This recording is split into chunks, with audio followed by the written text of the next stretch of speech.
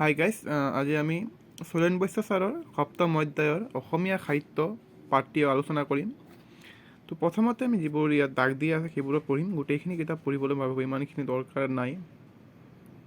যিহেতু যিয়ে নহওক, প্ৰথমতে আমি ইয়াৰ পৰা পঢ়োঁ যে 1917 চনৰ 26 জানুৱাৰীত সাহিত্য সভাৰ প্ৰথমখন অধিৱেশন শিৱসাগৰ জিলাৰ জেৰেঙা পথাৰত অনুষ্ঠিত হৈছিল।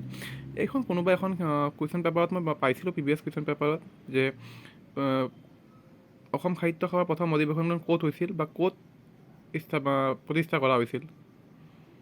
তো নেক্সট কুৱেশ্যনটো আছে যে বিশিষ্ট সাহিত্যিক পদ্মনাথ গোহাঁইবৰুৱা প্ৰথম সভাপতি হিচাপে নিৰ্বাচিত কৰা হয় আৰু শৰৎচন্দ্ৰ গোস্বামী সভাৰ প্ৰথম সম্পাদক হৈছিল। এইটো কুৱেশ্যন আহে কিন্তু, যে প্ৰথম সভাপতিজন কোন আছে বা প্ৰথম সম্পাদকজন কোন হয়। তলত আমি আহোঁ, সভাৰ আদৰণি গীতটো হৈছে চিৰচেনহী মোৰ ভাষা জননী। এইটোও কুৱেশ্যন এনেকুৱা আমাক ক'ৰবাত প্ৰিভিয়াছ কুৱেশ্যন পাইছিলোঁ যে অসম সাহিত্য সভাৰ আদৰণি গীতটো কি। তাত অপশ্যন 4টা দিয়া আছিলে, তাৰ মাজত চিৰচেনহী মোৰ ভাষা জননীত দিয়া আছিলে। আৰু এই গীতটি কোনে লিখিছিলে আমাৰ মিত্ৰদেৱ মহন্তই। সভাৰ প্ৰতীকটো কোনে দিছিলে, প্ৰতীকটো ইয়াত নক্সা বুলি দিছে, যিকোনো প্ৰতীকটো কোনে দিছিল, যুগল দাসে। সভাৰ মুখ্য কাৰ্যালয় যোৰহাটত চন্দ্ৰকান্ত সন্দিকৈ ভৱনত অৱস্থিত। এইখনো আহে যে কাৰ্যালয় ক'ত হয়, যোৰহাটত। সভাৰ প্ৰথম সাহিত্য সভাৰ পত্ৰিকা নামৰ মুখপত্ৰখন 1927 চনত প্ৰথম প্ৰকাশিত হৈছিল। তাৰপিছত আহোঁ আমি সভাৰ শতবাৰ্ষিকী উদযাপন 2017 চনত ইয়াৰ প্ৰথম অধিৱেশনৰ স্থান অৰ্থাৎ শিৱসাগৰৰ জেৰেঙা পথাৰত অনুষ্ঠিত হৈছিল। এইটো কুৱেশ্যন আহিব পাৰে যে যিহেতু প্ৰথমখনটো আমাৰ শিৱসাগৰত হৈছিলে, যিহেতু শতবাৰ্ষিকীখন ক'ত হৈছিলে। আৰু শতবাৰ্ষিকী উপলক্ষে নমিতা গোখলেক শতবাৰ্ষিকী ৰাষ্ট্ৰীয় বঁটা প্ৰদান কৰে। এইখন কুৱেশ্যন আহিব পাৰে যে কাক শতবাৰ্ষিকী ৰাষ্ট্ৰীয় বঁটা প্ৰদান কৰা হৈছিল।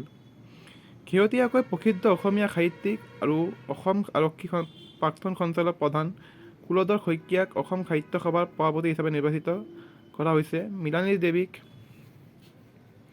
উপ সভাপতি হিচাপে আৰু যাদৱ চন্দ্ৰ শৰ্মাক সভাৰ সাধাৰণ সম্পাদক হিচাপে নিৰ্বাচিত কৰা হৈছে।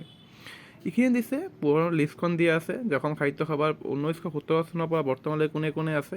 তো এইখন আমি বেলেগ এখন ভিডিঅ'ত চাম। তো এতিয়া বৰ্তমান আমি এখন কুৱেশ্যন পেপাৰ আছে, 10টা কুৱেশ্যন পেপাৰলৈ চাই লওঁ। অসম সাহিত্য সভাৰ প্ৰথম সভাপতি কোন? অসম সাহিত্য সভাৰ প্ৰথম সভাপতি কোন? আমি সকলোৱে জানো, আমাৰ সন্মানীয় পদ্মনাথ গোহাঁইবৰুৱা। অসম সাহিত্য সভা কেতিয়া অনুষ্ঠিত হৈছিল? এইখন আমি জানো, 1917 চনত। অসম সাহিত্য সভাৰ মুখ্য কাৰ্যালয় ক'ত? যোৰহাটত। ভুলকৈ তাক দি আছে, যোৰহাটত হৈছে। ডক্টৰ ভূপেন হাজৰিকা কোন চনত অসম সাহিত্য সভাৰ সভাপতি হৈছিল? 1993 চনত। শেহতীয়াকৈ কোন অসমীয়া সভাৰ সভাপতি নিৰ্বাচিত হৈছে? ডক্টৰ সূৰ্য হাজৰিকা। আৰু অসম সাহিত্য সভাৰ শতবাৰ্ষিকী উদযাপন ক'ত অনুষ্ঠিত হৈছিল? শিৱসাগৰ। অসম সাহিত্য সভাৰ লোগো বা প্ৰতীকটো কোনে আঁকিছিল? আমি যিহেতু অলৰেডি পঢ়িছোঁ সেইটো, যুগল দাস। অসম সাহিত্য সভাৰ আদৰণি গীতটো কোনে ৰচনা কৰিছে? সেইটো পঢ়িছোঁ, মিত্ৰদেৱ মহন্ত। অসম সাহিত্য সভাৰ শতবাৰ্ষিকী বঁটা কাক দিয়া হৈছিল? নমিতা গোখলে। অসম সাহিত্য সভাৰ পূৰ্বসৰী অনুষ্ঠানটিৰ নাম কি আছিল? অসমীয়া ভাষা উন্নতি সাধিনী সভা। আজি আমাৰ এই পাৰ্টটো ইমানলৈ আছিল। যদি আপোনালোকৰ ভাল লাগে তেন্তে জনাব, আমি নেক্সট পাৰ্ট আকৌ লৈ আহিম। ধন্যবাদ।